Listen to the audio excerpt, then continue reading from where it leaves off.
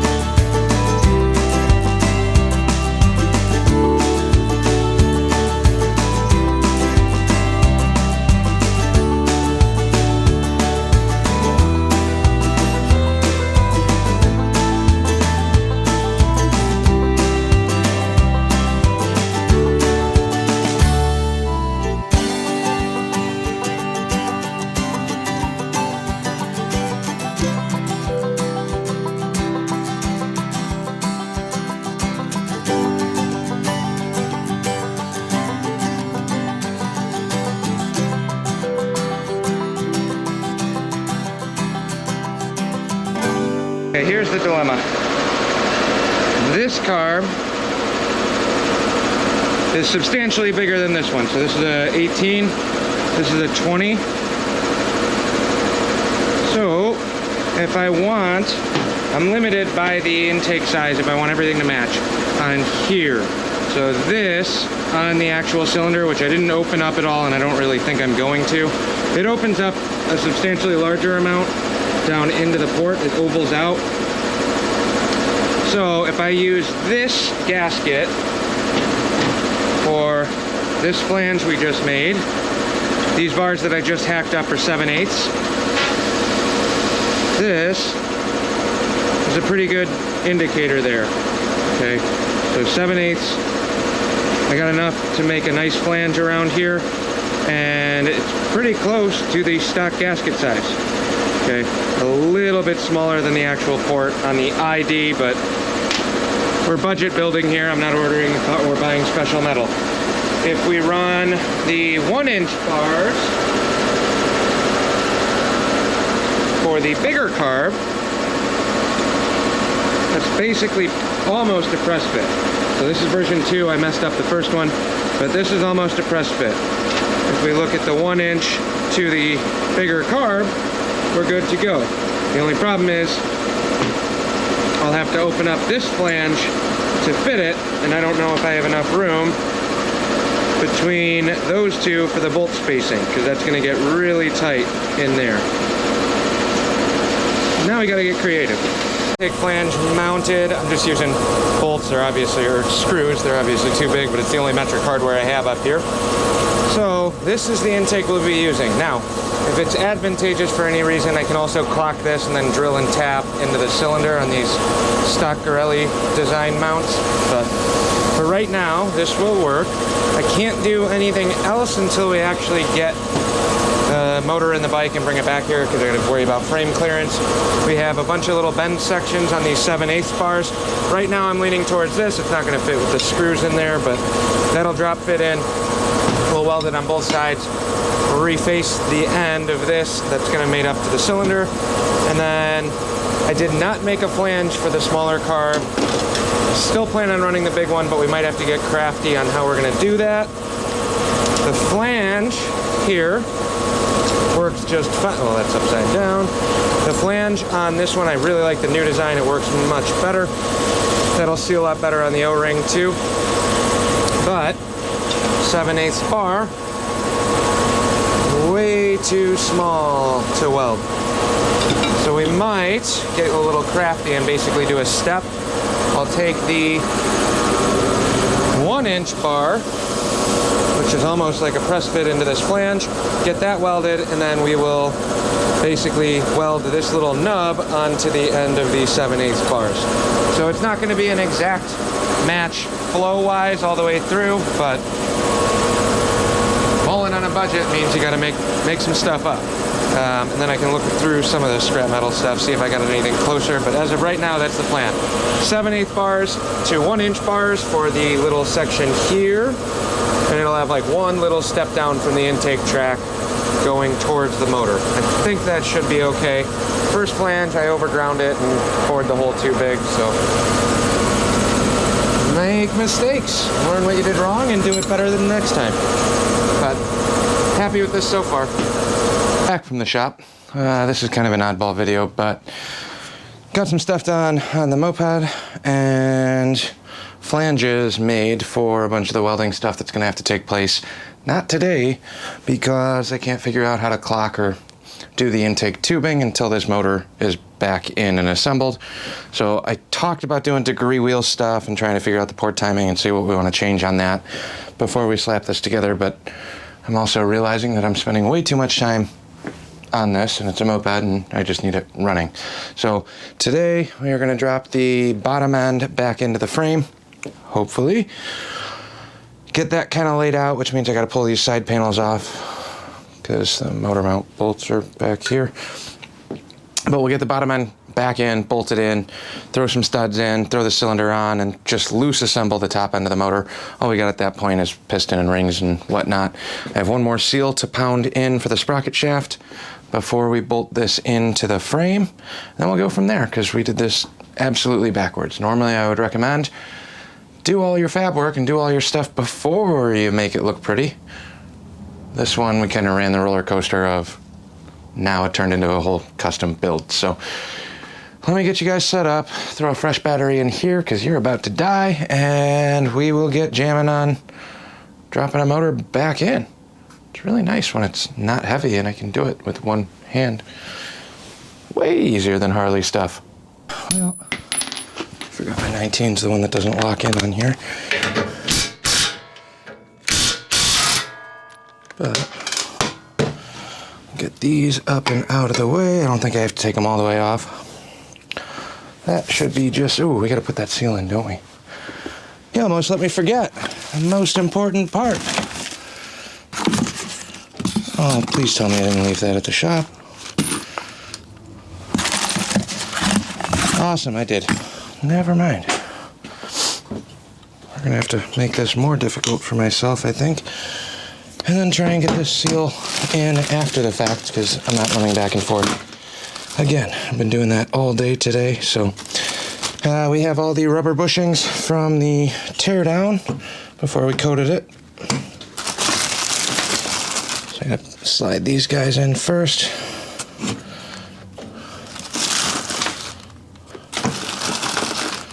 Oh, wait.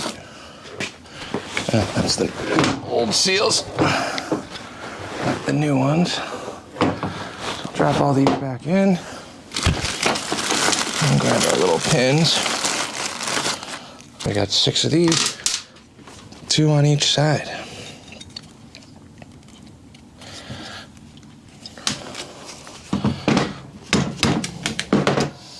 A little bit of oil or grease might actually make this a little easier for you.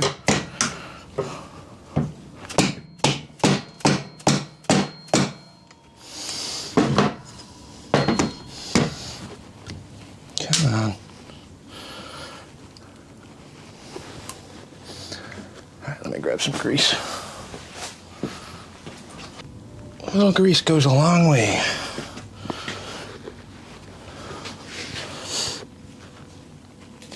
You do want to check the condition of these bushings too.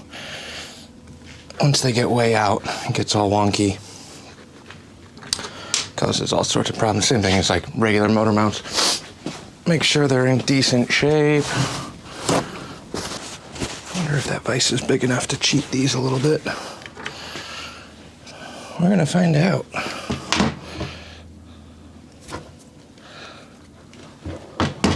The one usually slides in good. It's the second one that tries to fight you. Except the bottom ones. These ones are nice and easy. You get one bushing on each, or the one pin for each bushing. So we'll cheat this top one with the vise. Then we got one more over here on the top front.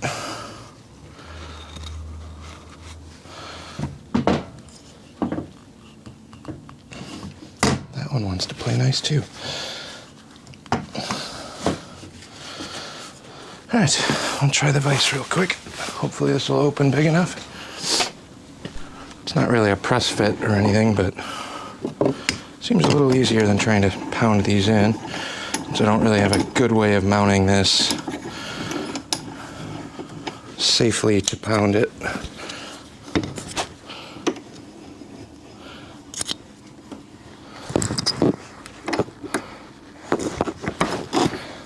Good. Much easier.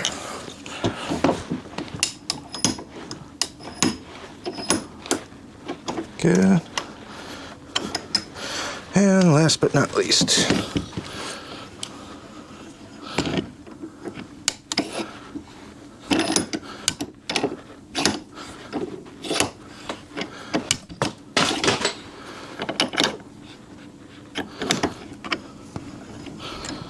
perfect. All right, let me find the motor mount bolts. We got 2 of 3, so that's enough to get us started. Then we have 1 case side bolt. This is also our ground, but I think think we're gonna start there. Actually, I don't want to do this. Let me loosen up both of these so I can get the bolts ready to go. We'll drop the bottom one in first through the frame. That'll at least allow it to settle.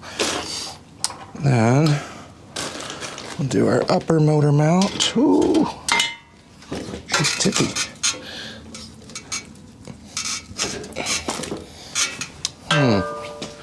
Didn't think about the lack of weight or the kickstand wanting to move on me.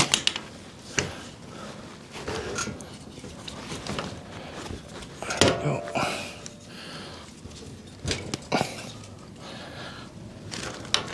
Stay. We'll come back over to this side.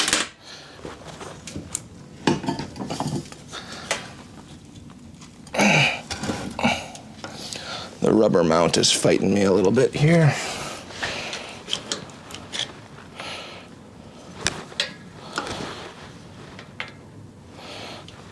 Come on.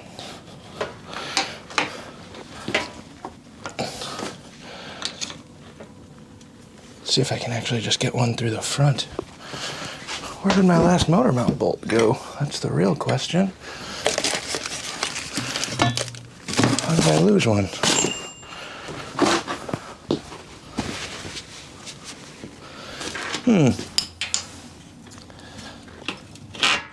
Oh well. We'll get these ones in. That'll hold it. Then I just gotta find the front motor mount bolt. I don't remember. I got one more, but I don't remember if that's where the if there's other parts that go on there. So there's the rear two, and then these will be our side cover stuff, I think. Something like that. We'll address that one later too. Here's where the seal needs to go in. I think we can actually put this back on. Do I want to do that now or not? I'll just loosely set the bolt back in. Should have enough room. I know the coil gets mounted up top on here somewhere too. But let's see if we can get enough room with the side cover on to get these bolts kind of threaded. Bottom one is fine. It's the top one you got to worry about. Which, I guess if we use some wrenches, we'll be all right here. But I don't want to snug these up until I get the front done.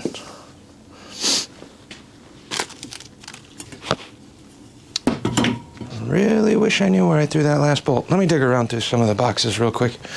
No luck on the motor mount bolt yet, but I do have the sprocket stuff, so we will assemble. Oh no, I can't do that without the seal. Why is this my life? All right, let me see what else we can do. Stay productive for a little bit. We're just not winning today. Been back and forth from the shop to this bike 3 times already. Working on the intake and the carb stuff. I forgot to bring home the seal. I can put that in a different box. For the sprocket shafts, so we're done on that side. Now, I guess, it's not really all that much more we can do. Kind of slim pickings, but we can at least start assembling some of the clutch gear stuff. You got your clutch gear, it is tapered, so it only goes on one way. Here's the big side, and it tapers out to this side. This will drop in right there. And this one is press fit, but it'll jam itself on there when we go to tighten everything down. And we have our clutch basket. Now, I think what I'm gonna do is actually assemble all of this first and leave the clutch component out because we are gonna be changing some things on there. Ooh, look at all these chunks of junk. Let's clean that a little. So you got your thrust washer that goes on the back side. Then your clutch bell, which is what we're going to be installing next. Get some of the old dried up rubber out of here. And we are doing a brand new clutch that'll go over once we get around to doing the full assembly here. Make sure your oil passages in between the gear are clear. There's one right there. And we can see light, so I'm going to call that good. Our clutch assembly will sit like that. what do we have for hardwares? Drain, washer, bolt, star washer, lines up with the splines on here, goes on the inside. Then, I guess we could just loose assemble this. Here's some more of the plastic I gotta break off at some point, but this will go on here like that with the rubber clutch on the outside. Will I have enough room here? Yeah, we should. Got a washer for the drive gear and our nut.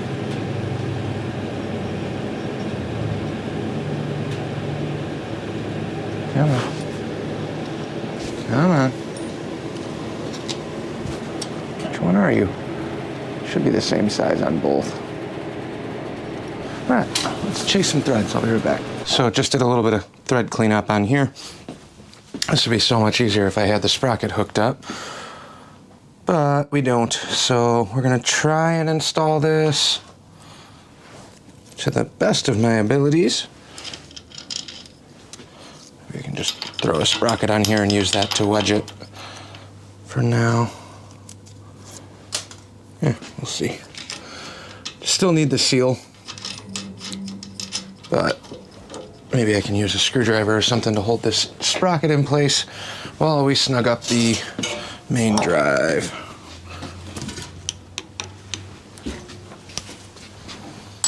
Let's see what happens.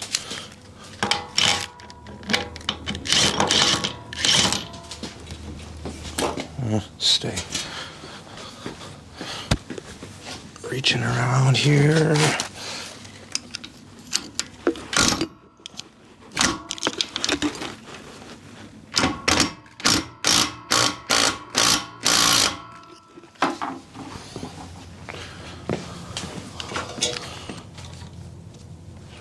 That's working.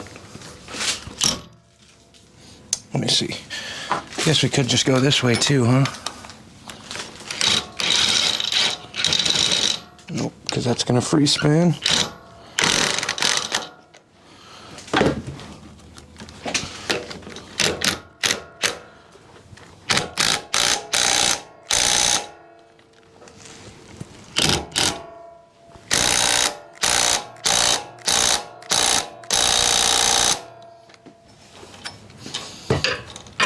That'll do.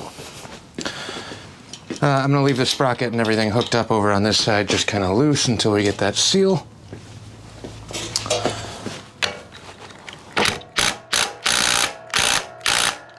We broke all these apart with the impact, so we should be okay on that. No need to hook them down like crazy. So our main drive gear is in and installed. Spins appropriately. Pedal shaft spins one direction, not the other. Oh, we need the seals for the pedal shafts too. Those are also at the shop. Why would I bring anything home? So then we'll just assemble the clutch basket. So we got a washer, clutch, basket. This will have to engage into the teeth like so. Star washer, star plate. Rubber clutch goes on the outside, rubber clutch fingers go on the inside. Spring, pressure plate, washer, well, spring washer, pressure plate, nut. I guess it would make sense just to throw all this back in together. I was really just trying to get some of the bolts and stuff cleaned up off of the bench, which is much easier when all of this goes together as one assembly. Not gonna work that way.